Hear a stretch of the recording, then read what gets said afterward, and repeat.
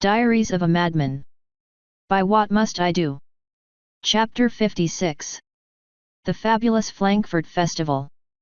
We were late for the party. Celestia had to take an emergency shower, but we finally got there. Shiny went with our group, for some reason. Celestia's teleport got us right in front of a statue of some fellow called Charlemagne. The party could finally start. As Celestia began her speech, I looked around the square. I saw each group represented, but the Minotaurs were still gone. I figured their ban was still in effect. I saw Cumini smirking at my armored form, as well as the pink pony that was doing her best to hang off my arm. And then I saw a form I dreaded. Kat was standing next to Jocasta and Miguel. She was wearing a predatory smile, and I could see her claws baring and retracting a few times as she looked me up and down. Although Kat was fun, the last time I played with her. And there was no way she'd have the chance to do anything unwanted to me here. An unwelcome thought occurred to me at that point. Pinky had read my journals, so she knew who Kat was and what she did to me. Now, while Pinky had no room to judge anyone for doing terrible things to me, she might not be very kind to Kat.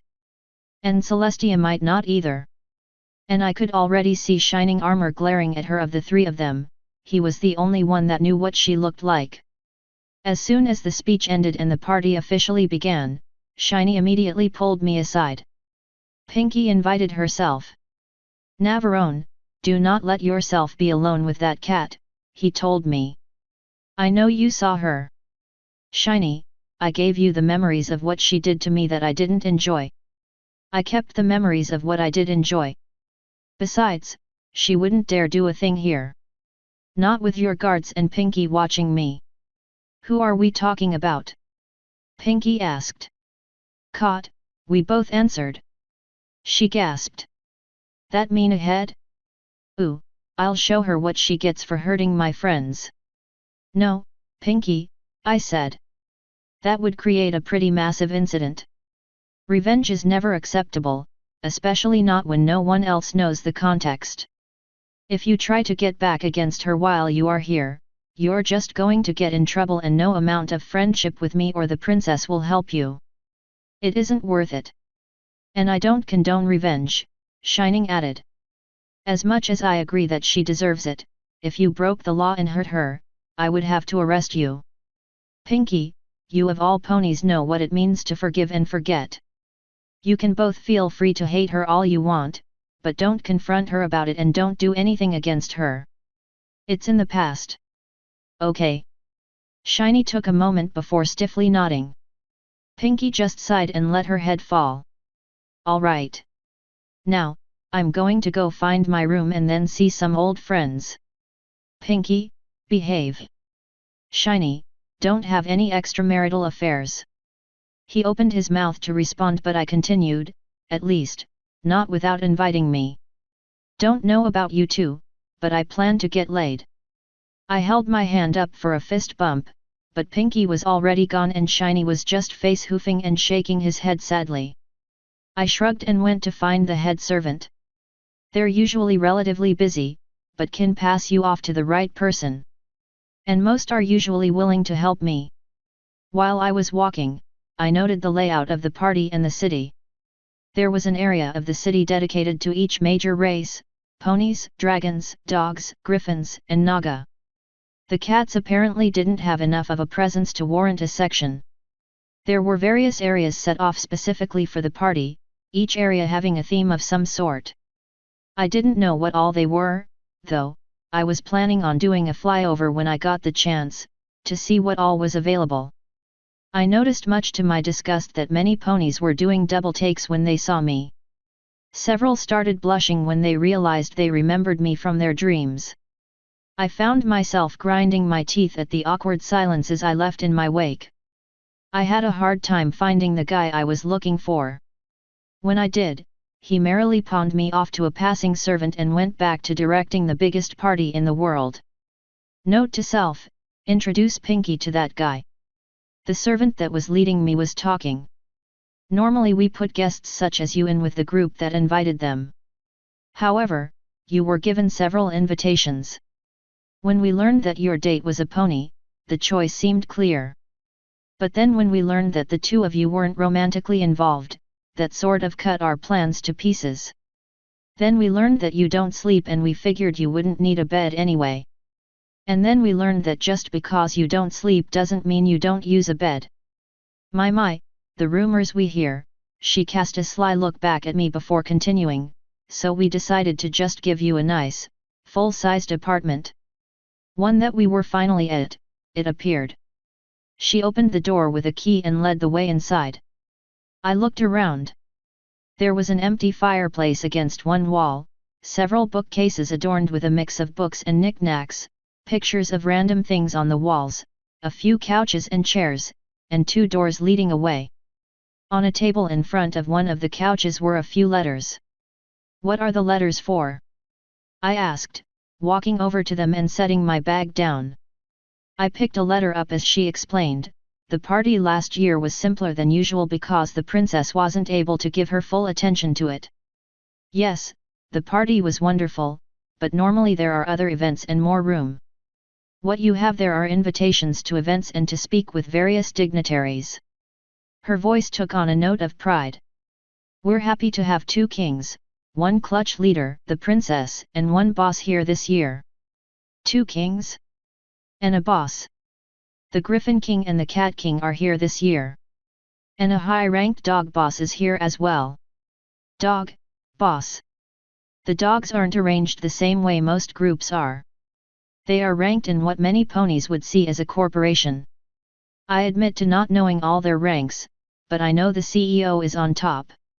He lives way to the east, and couldn't make it. One of the bosses from Barcelona came in his stead. We also have several Naga clan leaders, as they are not entirely unified. I held up the letter I grabbed. And these are invitations to meet them. Some are, yes. Some are also to inform you of events or to invite you to more privileged areas. If you get any more letters, they will be delivered here and left on the table for you. One more question, if I leave my stuff here, will I be assured of its safety? Of course. We do not tolerate thieves. Especially for a guest such as yourself. There are many that remember your actions last year. You will come to no harm here. Thank you. You've been very helpful. I tossed her a bag of bits.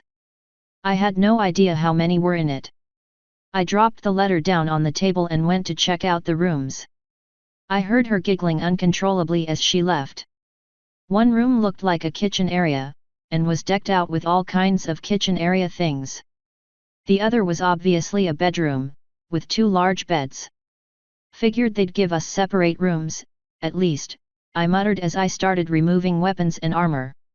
Taking your armor off might not be the best idea, Flo faintly called. She was really hard to hear, but she was definitely still there. You heard the mare. I'll be fine. I left my crossbow and its bolts in the room. The axe stayed on my back and the sword moved to my hip, where the bolts normally go. I went to the front room and started opening letters. I got an invitation to meet Pyrite, the head of the dragons or something like that. I also got invited to meet the dog boss, who apparently wanted to discuss a job opportunity with me. I also got letters from the Griffin King, the Cat King, Celestia, and some Naga, each inviting me to random events, many of which weren't today. Hell, even the Changeling delegation sent a short note, expressing some manner of gratitude or something, but didn't ask to meet me. I took another look at all the letters. The dragon leader wanted to meet me as soon as possible, apparently. The dog boss wanted to meet up the next day. All the other letters were later on. Busy schedule, I said with a grin. I took the dragon invitation and walked out, locking the door behind me with a key I found in the bedroom. I had a spare for Pinky. Unsurprisingly, finding Pinky was not hard. What was surprising were her companions, Cumini and a group of other dragons. I recognized 2 of them from the tournament. I walked up just to hear the tail end of a joke from Pinky. Something about oatmeal. Most of the dragons actually laughed. When the laughter died down but before the awkward silence could begin, I spoke up, "Hello again, my draconic friends. And Pinky." I looked to Kumani. "I got an invite from a clutch leader named Pyrite. Do you know where I can find him?" Her eyes widened. "Pyrite," she whispered, before looking to the other dragons. They looked down or away, not wanting to meet her gaze. She turned back to me. "What does the letter say?" I passed it to her. She read through it quickly and bit her lower lip. While she was reading, I turned to Pinky. "Found our room. Here's your key. Room numbers on it. Lock the door whenever you leave. And check the table for any letters for you, if you get them. Oh, and do you want to meet the dragon leader guy? Sounds fun to me." Kumani coughed. "It's not fun at all, Nav." "What could he possibly?" She looked around at her dragon friends before yanking me away from the group and leaning in to whisper, "Did you tell anyone about us?" "Nat, I didn't," I quietly answered. "Well, I did tell a few people that I fucked a dragon, but I didn't give any names." "He isn't going to try to murder me, is he?" "No. Just, don't tell him about what we did. I'll get one of the others to lead you to him. Take your pink friend, but make sure she behaves. Any protocols I need to know about. Telling you would tip him off that you have a dragon looking out for you. Just go and be yourself. You seem to be good at figuring things out on the go." "That I am. Don't worry, I won't sell you out. Now, we've been whispering too long." She nodded and we returned to the group. Pinky was trying to build the mood back up with another joke. It seemed to be working until Kumani ruined it. "Bruce, take these two to meet the clutch leader. The letter said as soon as possible, so don't stop." The indicated dragon sighed and muttered something before gesturing me and Pinky to follow him. I noticed at that point that Pinky's normal mode of transportation, which was bouncing, wasn't present. She was walking like a normal person. Or a normal pony, at least. I didn't comment for fear that she might notice and change back. "So are there any kind of rules for meeting the dragon leader?" I asked Bruce. "Yes. Many, many rules. They can all be summed up in one phrase: be respectful. Pyrite is older than both of your princesses combined. Do not test his patience." "He's not mean, is he?" I asked. Bruce barked out a laugh. "I wouldn't answer that question if my life depended on it. He's eccentric." I shared a look with Pinky. She said, "That's not always a bad thing." "You're correct," he answered. "But it's rarely a good thing. Maybe you'll catch him in a good mood." "What are his bad moods like?" I asked, somewhat dreading the answer. "I don't know. I leave the general area when he starts getting that way." Pinky gulped. "How far is the general area?" Bruce looked back at her. "Let me put it this way, I normally live here. The last time he was in a bad mood, I decided to take a vacation to the Great Dragon Migration." He grinned a pointy grin at me. "And I remember you, human. My nose still twinges from when you shot me." My eyes widened. "I remember you. You were one of those fuckers that tried to eat me. Now, it was nothing personal. I was hungry, you looked tasty, and there was a better than even chance you weren't going to make it anyway. I figured, why not me? That doesn't make me feel any better. Hey, you obviously survived. Somehow. You made a real fool of the mainland equestrian dragons, I tell you that. And you even got a little trinket out of it. I couldn't tell what it was you stole from where I was, but I know some of them were in an uproar about it. It was a blood diamond, or something like that." His head whipped around and it looked like he was salivating slightly. "Do you still have it?" he asked in an excited voice.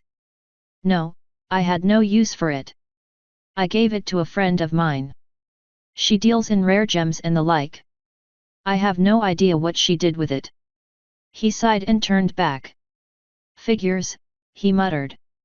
To me, it didn't seem like he had any right to be sullen.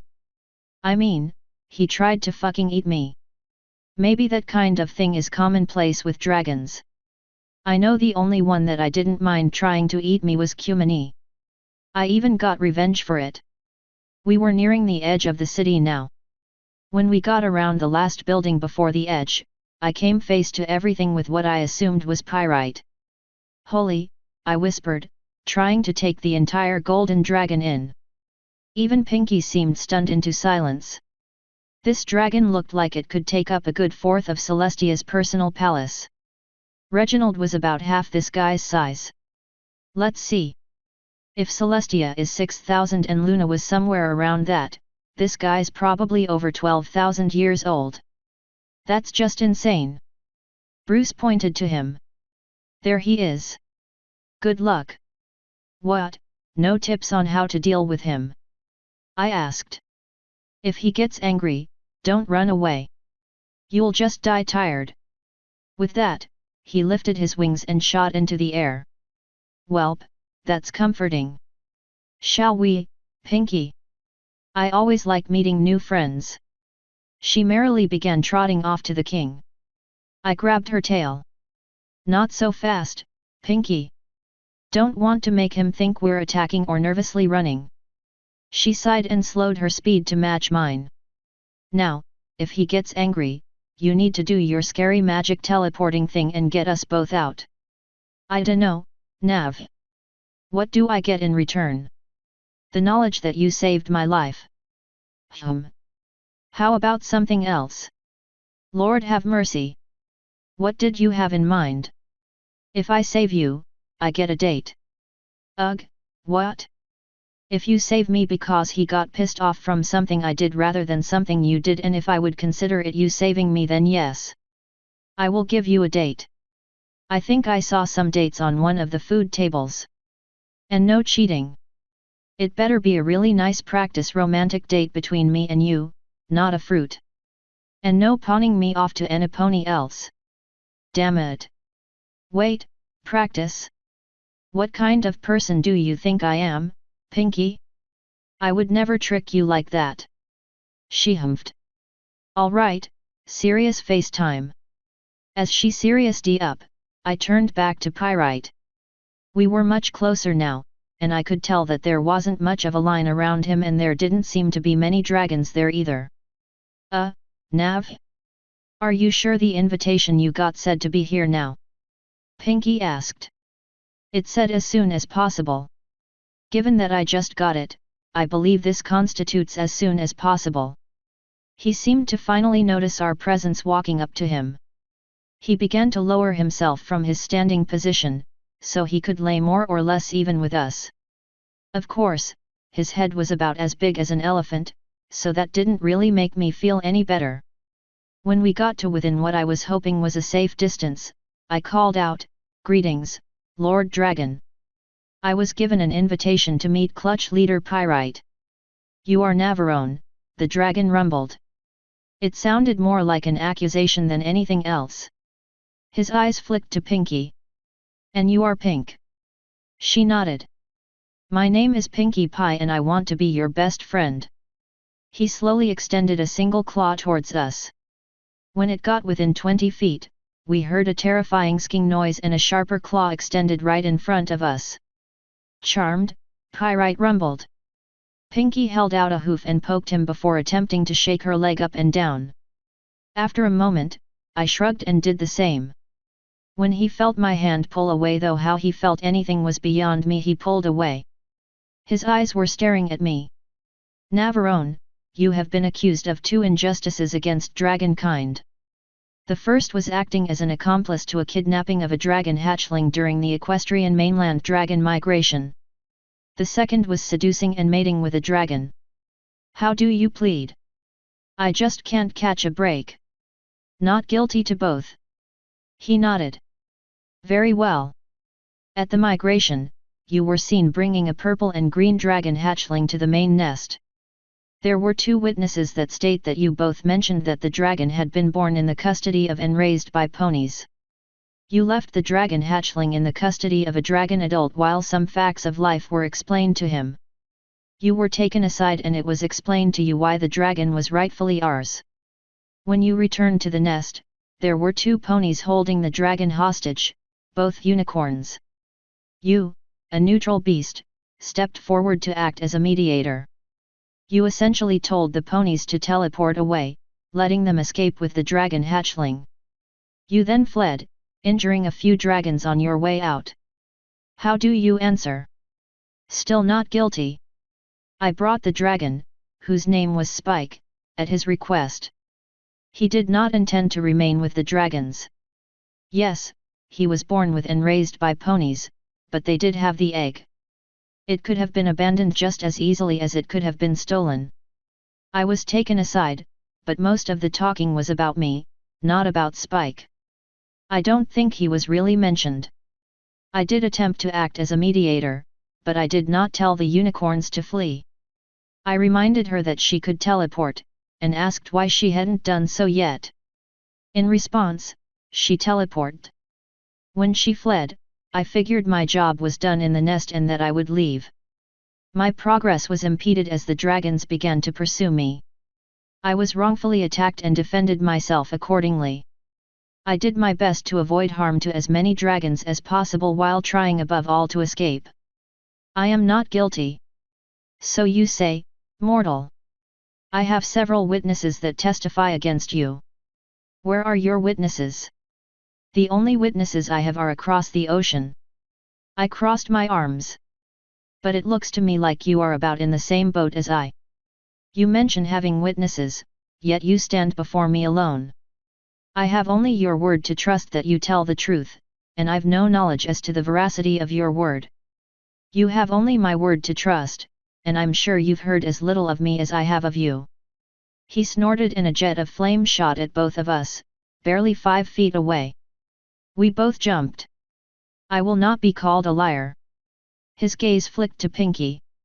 You who claim to desire to be my best friend. Can you shine any light on this?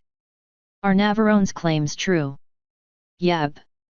3 of my closest friends were there and saw the whole thing. I heard a deep, dark rumbling. It took me a moment to realize Pyrite was growling. I saw smoke coming from his nostrils. I believe your guilt, but I cannot prove it. Your punishment for this crime eludes you. Your second crime is seducing a dragon. At the party last year, you seduced a female dragon and took her into your bed. I have witnesses, many of which are at this party. How do you plead? Not guilty. I didn't seduce her, she seduced me. I did not initiate anything. He moved his head much closer to us. Consider this, he said, his voice a dull roar. If you are found guilty of this crime, your punishment will be light. If the dragon is found guilty of seducing you, she will be put to death. Now, would you like to change your statement? I gulped. On second thought, I'm guilty as hell. And I must say, dragons are lucky fuckers, your females are awesome in bed. Yes, dragons make better lovers than most races. The normal punishment for this crime is forced marriage between the 2 guilty parties. If the dragon feels their own race cannot satisfy their base desires, they are to be cut off from their race. I felt my heart slump at that. However, given the nature of your other crime and the fact that you succeeded in surviving, I have a different idea in mind. Navarrone, how would you like to be inducted into the dragon horde? I blinked. I looked down to Pinky to see her looking up at me in disbelief. I turned back to the dragon. Not interested, thank you. I already have enough work with being an equestrian knight. He huffed and I could feel steaming hot air shooting around me. You must be punished. His eyes flicked to Pinky. You. What does he hate? What does he fear? Aw shit. Commitment. And he's terrified of being in any kind of relationship that isn't purely physical. He's totally afraid of trusting any pony. She reached down and pulled a list out from somewhere. Here, I have an entire list. I snatched it from her and wadded it up. Do not listen to this vile pink temptress. She speaks nothing but lies. His gaze slipped to me for a moment before returning to her. What would you suggest I do to punish him? Pinky turned to me with a sly grin. Please, I whispered. You know my price, she whispered back. A date or marriage? Pinky, you're my friend. Don't do this to me. Flo giggled. She's bluffing, Nav. She waited a second. Probably. Probably's good enough for me. Pinky turned back to the dragon and walked up next to what I assumed was his ear. She whispered something into it. A moment later she trotted back to stand next to me, a very pleased grin on her face. Last chance, Nav, she whispered. I'll take my chances. The dragon spoke up.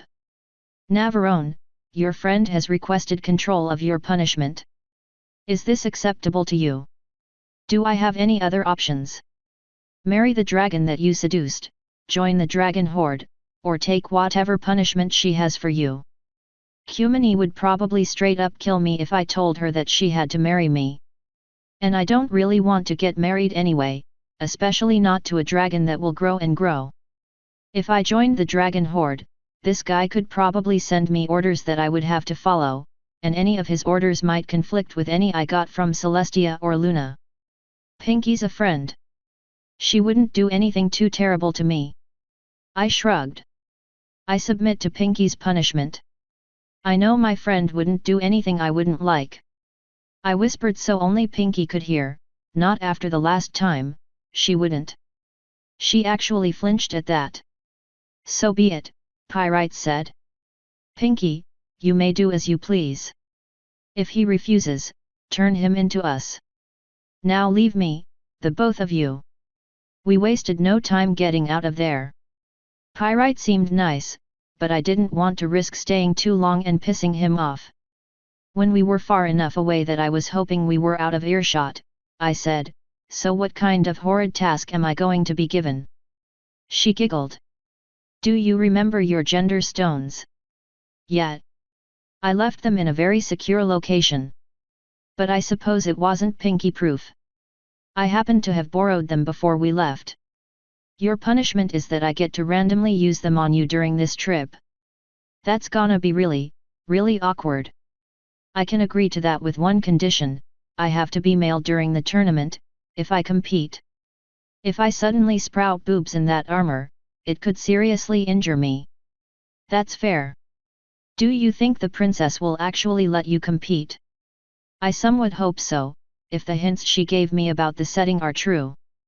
Now, do you want me to show you to our room before we head back to the party proper? Getting lost is fun, though. You get to meet all kinds of new ponies and have adventures and find great new food. Until you find yourself in the wrong place. Come on, it'll give you a chance to look through the invites we got. Maybe something will interest you. I led her to our room, which was unfortunately all the way across town. Pinky got distracted multiple times by various things. A magic show, a free balloon thing, a picture booth, a food table, and a civilized discussion about immigration rights. She proved to be remarkably knowledgeable about that topic, and was able to sway most of the talkers to her viewpoint. I don't know how, but it was amusing. When we finally got to our room, we found a nervous Cumini pacing in front of the door. When she looked up and saw us, I saw her worry melt away a bit. He doesn't know, does he? She asked. He knows that I slept with a dragon, but he doesn't know who. I took the blame for it and he tried to make me join the dragon horde. I turned him down. Her mouth dropped when I mentioned what he tried to do. That's impossible. Even Pyrite wouldn't go so far against tradition. I shrugged. That's just what happened. He said normally I would be forced to marry the dragon I seduced, but that he would give me an alternative choice. In the end, my choices were marriage, joining the horde, or letting Pinky punish me. I chose Pinky, I finished, poking Pinky on the side. Cumini's face went pale at the mention of marriage, but she sighed when she realized I didn't pick that. Whatever punishment you have, I deserve, she said, and turned to Pinky. Whatever you had planned for him, I will take. No. This punishment can't really be transferred, I said. The stones are painful the first time you use them, but they will be very noticeable for one such as yourself. Kumini, of course, had no idea what we were talking about. Pinky put on a sly grin. I dunno, Kumini. I might not let you take it all on your shoulders, but you could, share it. I had a bad feeling that I knew where this was going. Pinky, don't you dare. I don't know what Navarone is talking about, Kumini said. His talk of stones is confusing. I know that I am at fault here, and so the punishment should be mine. But if it can't be given, it can at least be shared. Pinky opened her mouth, but I beat her to the punch. All right, here's how it is. I have a pair of stones that cause the user to change gender instantly. Pinky's punishment is that she gets to randomly use them on me this week. Now, you don't know Pinky, so trust me when I say that no matter where you go to hide, she will find you. If you agree to it, you will be turned into a male dragon at some point during the week, and it might not be a very good time. For some reason, Kumini looked really excited about that. Done. I'll take that punishment. I just shook my head as I walked to the door. I opened it and walked in, looking around. Flo whispered, "Something's wrong. There's someone here." I stopped and pulled my sword out. Pinky and Kumini were following me in. "What's wrong, Nav?" Pinky asked. "We aren't alone," I whispered. "Pinky, step back outside." "Kumini, watch my back." I crept to the kitchen, my sword at the ready. I poked my head in and saw that it was empty. I backed out of it and walked to the bedroom. I pushed the door open with the blade of my sword and stepped inside. Kot was lying on a bed. I sighed and put my sword away. "I was wondering when you would get back," she said. "I've been waiting." I looked around my room. I knew she had poked through all the bags I left, but I don't know if she took anything. "Why are you here, Kot?" I asked. "Oh, aren't you going to introduce me to your friends?" I turned and saw Kumini and Pinky both trying to look around me. I turned back to Kot and crossed my arms. "No, I'm not." "Now what have you taken?" She looked hurt. "Can't a friend just check in on another? Why must you assume I've taken something?" "Because I know you. Yes, you like making flashy entrances, but you wouldn't break into my room just to chat. Especially not when you know you could find me and talk to me in the middle of the party, increasing your own image. So I'll ask again before I get violent, what did you take?" "You? Getting violent with me? I think we both know how well that would end for you. If you introduce me to your friends, I might give back what I took." "Kumini, Pinky, hold her down. Be careful of her claws. Silly cat claws can't scratch through dragon scales," Kumini said with a grin, pushing past me into my room. "After what she did to you, I'll hold her down good." Pinky forced through gritted teeth. "So violent?" Kot said as she jumped to her feet. I stepped in and closed the door behind me, locking it. Sure, she could still get out, but it wouldn't be easy. "Last chance, Kot," I said. She answered by lunging at Pinky, claws bared. Kumini caught her in the chest with one claw and slung her at the wall. Kot bounced and hit the floor, not moving. Pinky took a step towards her. "Stop!" I called. "She's faking. Kumini, would you kindly?" Kumini walked over to Kot as she picked herself off the floor, sighing. "You know me too well, Nav." She held her arms out and Kumini grabbed them in one talon and picked Kot up. She then wrapped her other talon around her legs, making sure she couldn't move at all. "Thank you," I said, walking up to Kot. I began rifling through pockets. I pulled out the envelope from the dogs, the envelope from Celestia, some of my human weapons, what looked like plans for the crossbow based on studying it, and a set of lockpicks. Naughty, naughty. I would have noticed these missing, as I've already opened them. Looks like you were trying to keep me from meeting the dogs and trying to sneak into a meeting with Celestia. The dogs are planning to kill you. Kot said. Pinky gasped. I shrugged. I'm not surprised. They probably heard what happened with the changelings. Kumini, you interested in playing bodyguard tomorrow? If you're there, the dogs won't touch me. Kumini shook her head. I can't. I've already spent too much time with you. Even entering your room was too much risk. Kot grinned. I have as much of a desire to keep Nav alive as he does. If you don't go with him, there won't be any maybes about it. News will get out about what you two did. Kumini and I shared a look. Kill her, I finally said. Dead men tell no tales. If anyone asks, she broke in and resisted. Pinky gasped yet again. Nav, you can't. She's defenseless. Kot nodded rather quickly. I agree with her. I'm a poor defenseless Molly. I raised an eyebrow. You know what I did with the changelings. Why would I hesitate to kill a single person that threatens me and my friends when I killed an entire dog colony for no other reason than because I was told to? Kot gulped. If this is about what happened during the march, you can do anything to me. Anything you want. Just don't kill me. I crossed my arms and looked back to Kumini. This is your reputation at risk here. I wouldn't blame you if you killed her. Kumini looked over to me. What happened during the march? I looked to Kot. Yes, Kot. Why don't you tell my two friends what you did? Nav, that was an uncomfortable part of my life. I was finally free. Free to use my newfound authority on what I saw as the highest ranking one there. I just wanted to feel empowered for once. That's the shittiest fucking excuse for rape I've ever heard. And I've been raped by at least 5 different people. Either can the fucking excuses and own up to what you did, or I have Kumini tear you in half. Kumini's grip tightened.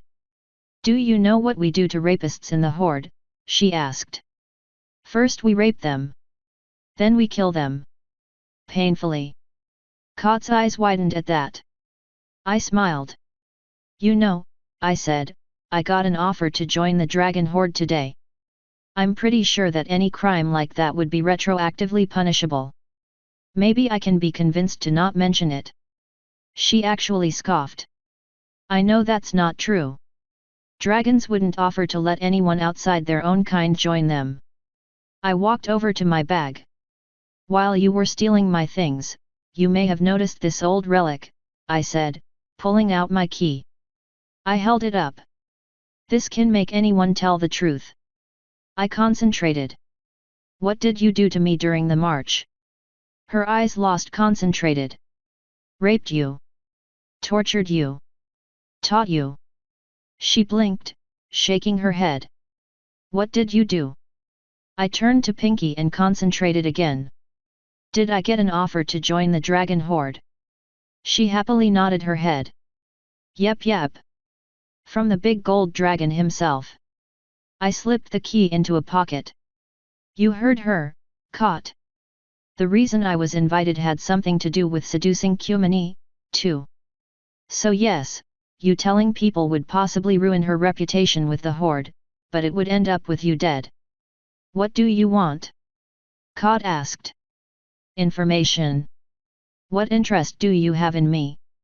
You're a hero to the cats and to our king. Letting the dogs harm you would be bad for us. And, well, I like you. I don't want you hurt. Why steal the invitation instead of telling me? I would have believed you. Well, I wanted a bit of fun. And truth be told, I was supposed to be the distraction while Rock came in and kidnapped you. If Rock was coming, he would have kicked my door in by now. Looks like you got abandoned. Why kidnap me if you were just going to steal the invitation? That was the backup plan, if you refused to see sense. I would try to convince you. If I failed, Rock would kidnap you. Stealing the invitation was supposed to help reduce suspicion. And I assume you were going to use the invitation to Celestia to tell her what you had done and why. Yes, that was the plan. I want to tell you right now that kidnapping me would have been a poor choice. The captain of the guard knows who you are and what you did. You would have been the number one suspect when I disappeared. You had some other items on you. I reached over to where I set the human weapons down and picked one up. Do you know what any of these do? No. But I assume that if you had them locked away like that, they were important and useful. I set it back down. Pinky, frisk her again, make sure I didn't miss anything. Pinky slowly walked up to Cot. She stood up on her hind legs and began rubbing all over Cot's body, looking for anything I might have missed. When she got close to Cot's head, Pinky leaned in and whispered something I couldn't hear. Cot went pale. After a minute, Pinky finally pulled away. She's clean. Well, not clean, she does smell funny. Do you two have any questions for her? I asked. Pinky shook her head. I don't have any questions for a Minabini like her. Kumini flicked her tongue out before sucking it back in. She's not as afraid as she lets out. Why is that? I'm a trained assassin, Cot answered. And Navarone is a pushover. I figured the damsel in distress act would work. He's changed. And not for the better, I added. We could give her to Shiny. He'd lock her ass in jail for breaking and entering and keep her there forever for what she did to me. Kumini shook her head. She'd break free from any conventional cell. Pinky spoke up. My dad told me something one day, back on the rock farm after one of my sisters pushed me. An eye for an eye and a tooth for a tooth. I'm not a monster, Pinky. I wouldn't do that to anyone for any reason. And I'm shocked and disappointed to even hear you say something like that. There are 3 choices, give her to the guard, kill her, or let her go. Remember Pinky, I forgave you. Cot said, I vote for letting me go. Noted. Kumini. She is no threat to us, but she is guilty of the worst crime there is. That said, a trained assassin is good to have on your side. I do not like letting her walk free, but it is the best choice. Pinky. I don't like the idea of hurting Aniponi, Nav. And she was just trying to protect you. I say let her go. Flo? She whispered, let her go. We can't let her leave unpunished, I said. I reached up and yanked Cot's pants down. Bend her over. Kumini did so with a grin. Cot sighed. Be gentle, Nav. And remember that I'm sorry for what I did. No you're not. I raised my hand and gave her ass a slap. And for lying, you'll get even more. With that, I gave Cot a very vicious spanking. My hand was stinging and you could actually see the red marks on her ass through the fur when I finally decided to stop. Was anyone keeping count? I asked. I think Cot was actually crying. She didn't comment. Pinky spoke up. 147. Holy shit. Well. I don't like leaving uneven numbers. I raised my hand again and gave her another 3. She actually whimpered when I started again. Well, I feel better. You can let her go, Kumini. Cot fell to the floor and her paws tried to cover herself up. She didn't even make an effort to rise. That actually turned me on a bit, Kumini mentioned. Well, my schedule is free. Pinky here can trundle Cot away and we can have some fun. They already know about us anyway, Kumini mused. She grinned. I like that idea. I turned to Pinky just in time to catch a pink stone to the face. Damn it, Pinky. I saw the blue stone flying at Kumini. I sighed and said, can you deal with Cot? Just take her, somewhere. Make sure her punishment sticks, if you know what I mean. Okie dokie. I picked Caught up and set her over Pinky's back like a sack of grain. Should we pull her pants up? I asked. Nope. No, Cumani's voice was a lot deeper now. It was kind of scary. Lock the door when you get out, Pinky.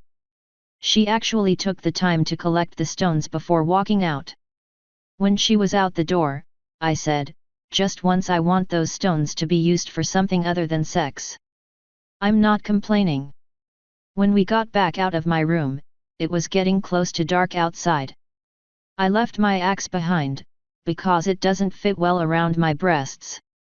I had the knife belt strapped around my stomach, outside of my shirt. The sword was around my larger hips. All of my magic artifacts and human weapons were on my body somewhere. After what Caught did, I didn't want to risk any of them getting out. I was planning on getting some kind of magic lockbox from Shiny, if he could make me one. So can you go back to your dragon friends looking like that? I asked. I would certainly have some explaining to do. Or I could just pretend to be someone else. Or I could just continue hanging out with you. If those dogs do plan on hurting you, they might get impatient and make a move sooner rather than later. What did you even do to them? The short version is that I was hired to help destroy one of their mining colonies. We were remarkably successful. So successful that there can't be any proof that I was actually guilty. The only thing they have to go on is conjecture, I imagine. I don't think they'll try to kill me, but that doesn't mean they won't try to hurt me to get the truth. I would welcome the company, if you would not lose face in giving it. Cumani picked me up and cradled me like a baby. You're an equestrian knight, quite famous. I'll lose no face from hanging out with you. Why did you pick me up? And why are you holding me like this? So I can do this. He lifted my face to his and kissed me. I felt my wings shoot out in surprise and my eyes widened. I mean, it wouldn't be odd if we were still in private. But we were in the middle of the festival. Everyone was staring at us. Most of them were just as surprised as I was. He finally managed to get past my teeth and get his tongue into my mouth. I was still too shocked to fight back. This could mean Cumani's life. That he was just up and doing this was insane. When he finally pulled away, I caught my breath and whispered harshly, "Are you trying to get yourself killed?" He giggled, for some reason. "As soon as your friend hits me with that stone, I don't exist anymore. Might as well have some fun." "You won't, but I will. I don't want to get questioned again." He lowered one of the hands holding me up to stroke my wings, making me flinch. "Don't worry so much. Now, where are we going?" "You're going to put me down." "PSH, fine." He finally let me down on the ground. I rearranged my weapons and did my best to lower my wings. Stupid sexy dragons. If you're coming, come on. I need to find shining armor. Of course I want to follow you.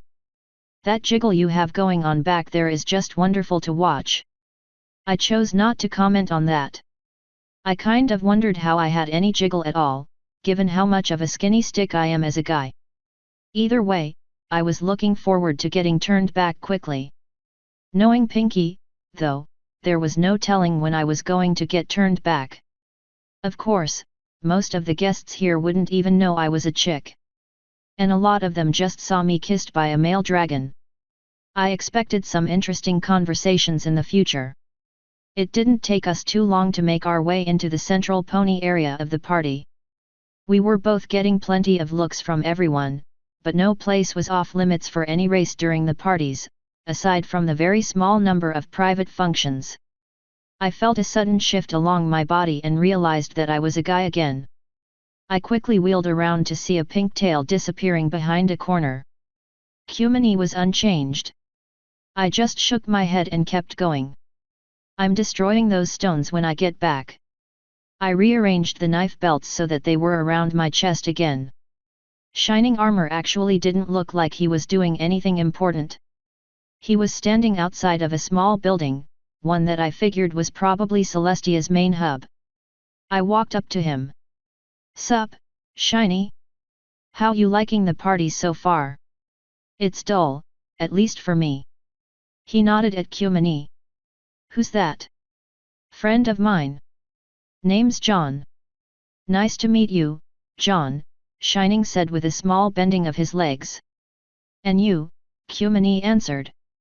"I see you're enjoying the party, Nav," Shiny said. I shrugged. You know.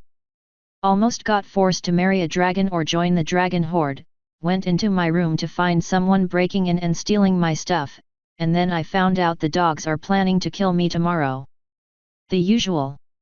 Can you make me an enchanted lockbox?" He blinked.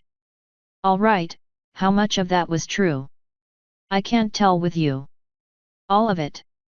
There was an incident with the Great Dragon Migration a few years ago, and at the party last year there was another incident with a dragon.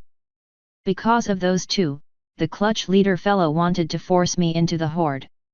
I didn't know that was possible and it seems silly, but that's how it is. When I got back from meeting him, I met John and Pinky near my room. I took them both in and Kot was there, trying to warn me against meeting the dogs. I had John hold her down while I rifled through her pockets.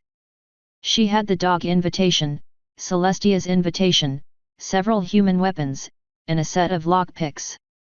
She warned me, I punished her, we let her go, and now we're here.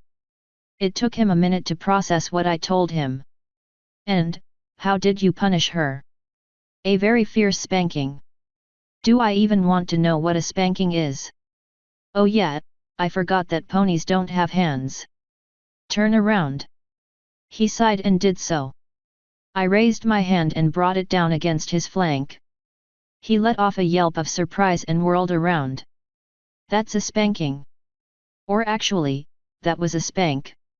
"Now, do you know where I can get a magic lockbox? I don't want to carry all this stuff around." His face was very red from embarrassment or maybe anger. He decided smartly to not comment on that. "We'll discuss the lockbox in a moment." "How did she know the dogs were going to kill you? And why would they do so?" "The why isn't important. The how." "Well, she's an ex-assassin and the cats are good at sneaking anyway. I figure she has sources that spy on them. Kot's plan was to kidnap me if I didn't take her word for it that the dogs were going to kill me. She was going to hold me until the day of the meeting passed." "Well, you're not going to go, are you?" "I do plan on it, yes. I'm going to bring John. Any revenge they would feel from striking me down wouldn't be worth the losses they would incur doing it with him there. I'll try to keep it civil, see what they want, all that fun stuff. With luck, Kot will have been lying or just wrong." "What time are you going to meet them?" I pulled the invite out of my pocket and passed it to him. He scanned over it quickly. "I'm going to." He passed the invite back to me. "Cool. Should we tell Celestia?" "No. But I do want a favor for going with you." "Ask." "I might be able to give you a boon." He went a bit hesitant. "My wife and I want to discuss something with you when we get back to Canterlot. We have a proposition of sorts. All I ask right now is that you hear us out when we ask, and to not tell any pony about it." "Sounds easy enough. I mean, hell, it's not like you want me to star in a porn with your wife or something. Now, about that lockbox I need. If you already caught Kot, she probably won't try again. But I'll have a magic safe sent to your room. It can only be picked up with magic and it can only be opened by one key. There will be a guard waiting for you with the key to it." "Thanks, Shiny. Just remember, tomorrow, I'm in charge. You may be captain of the Royal Guard, but I don't imagine you have much experience in dark ops and backroom stuff." "That's my territory." He rolled his eyes. "Right. I'll be ready to put a shield up instantly for when you mess up." "Love the vote of confidence. Keep it real, Shiny." Before he could ask what that meant, Kumini and I left. "John," he asked. There was a male dragon named Bruce. I figured John would fit. He rolled his shoulders. Well enough, I suppose. So, how reliable is he? No clue. I know he has some powerful shields, but after the wedding, I don't think I would trust him guarding anything, let alone the princess. Now that was a right clusterfuck. Still, I'm sure he'll be able to keep a few dogs away from us while we taunt them. What happened at the wedding? The changeling queen infiltrated Canterlot disguised as Shining Armor's fiancé. I realized immediately it wasn't her and she trapped me and his real fiancé in some caves under Canterlot. The queen fooled almost everyone else. We escaped just in time to save the day. Captured the queen, kept the changelings out of Canterlot, and brokered a treaty between the changelings and ponies. And that led directly to what happened with the dogs. Celestia let the queen borrow me to help deal with a dog colony right next to a changeling colony. The two groups were constantly fighting. The queen had me help wipe the dogs out. I gave them the plans to do it. The dogs died almost to a man. There were I think about 5 survivors, 4 of which were immediately captured and 1 of which evaded capture for a while. You're like some kind of hero. No wonder Pyrite wanted you in the horde. Yeah, some kind of hero. I get the job done, but that's all that can be said. Doesn't matter. Come on, let's enjoy the party while you're still awake. Sounds good to me. Her voice sounded a lot higher. I turned back to find that Cumini was now properly female. I have a feeling we're in for an odd week.